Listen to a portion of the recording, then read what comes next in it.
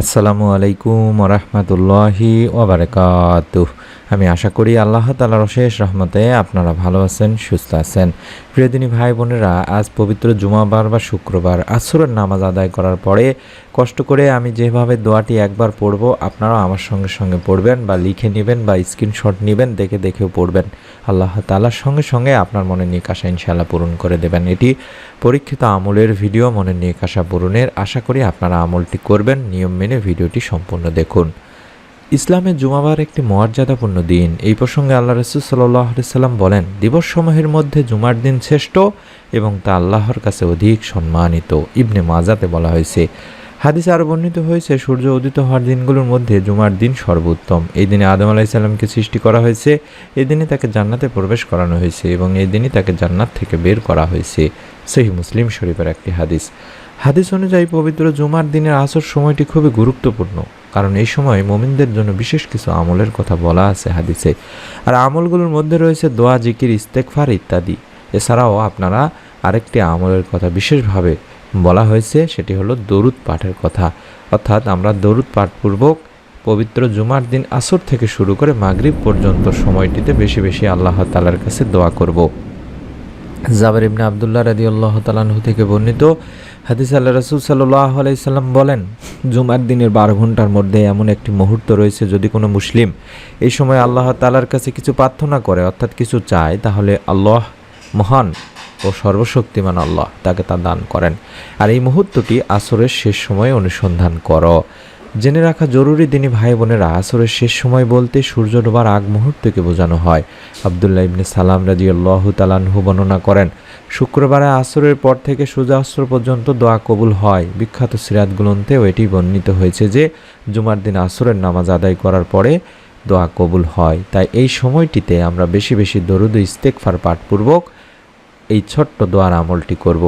হাদিসে কুদসিতে এসেছে, তোমরা জুমার দিনে বেশি বেশি দরুদ পাঠ করো, কারণ জিবরাইল আলাইহিস সালাম এইমাত্র আল্লাহ তাআলার বাণী নিয়ে হাজির হলেন। আল্লাহ তাআলা বলেছেন, পৃথিবীতে যখন কোনো মুসলমান আপনার উপর একবার দরুদ পড়ে, আমি তার উপর 10 বার রহমত নাজিল করি এবং আমার সব ফেরেশতা তার জন্য 10 বার ইস্তেগফার করে। তারগীব শরীফের একটি হাদিস। তাই জুমার দিনে বেশি বেশি দরুদ পাঠ করতে হবে দিনী ভাই বোনেরা। দরুদ যে কোনোটি আপনি পড়তে পারেন আসরের নামাজ আদায় করার পরে।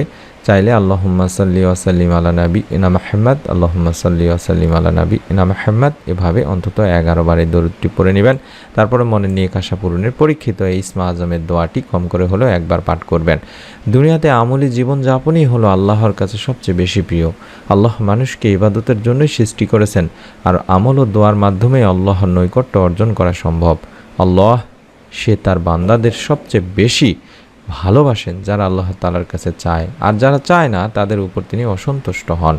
তাই কল্যাণের কোনো কিছু আল্লাহ তাআলার কাছ থেকে চেয়ে নেওয়া যায়, এক্ষেত্রে অবশ্যই ধৈর্য ধরতে হয়। আল্লাহ বান্দার উপযুক্ত সময়ে উপযুক্ত জিনিসটি দান করে থাকেন।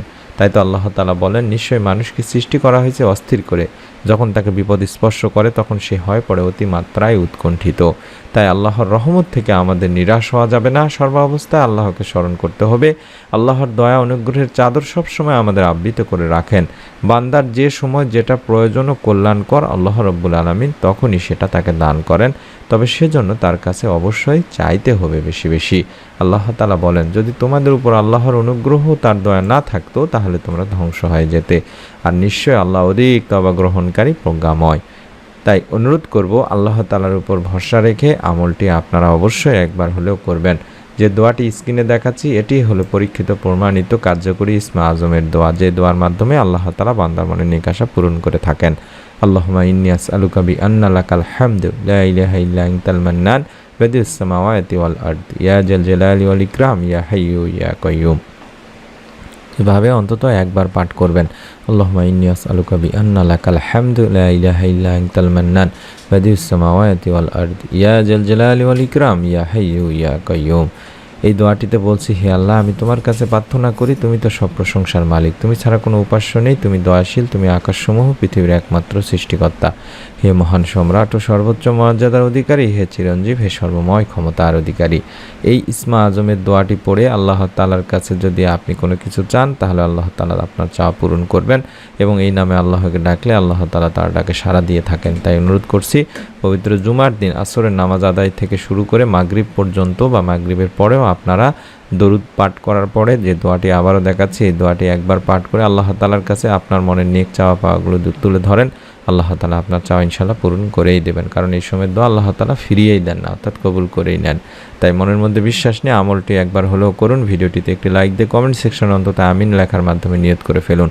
আমাদের ভিডিওগুলো ফেসবুকে দেখতে চাইলে দিনী আমল লিখে ফেসবুকে সার্চ করলেই পেয়ে যাবেন, এবং আমাদের প্রথম চ্যানেলের ভিডিওগুলো যেমন 1 মিনিট মাদ্রাসা রয়েছে, দিনী আমল রয়েছে, এই ভিডিওগুলো দেখার জন্য, এই চ্যানেলের ভিডিওগুলো দেখার জন্য আমি অনুরোধ করব ইউটিউবে সার্চ করে চ্যানেলগুলো থেকে ভিডিওগুলো দেখে নিন। পরবর্তী নতুন আমলের ভিডিও যাতে করে আপনি আপনার মোবাইলেই পেয়ে যান, তার জন্য চ্যানেলটি সাবস্ক্রাইব করে বেল বাটনটি অন করে রাখতে ভুলবেন না। সকলে ভালো থাকুন, সুস্থ থাকুন। আসসালামু আলাইকুম ওয়া রাহমাতুল্লাহি ওয়া বারাকাতুহু।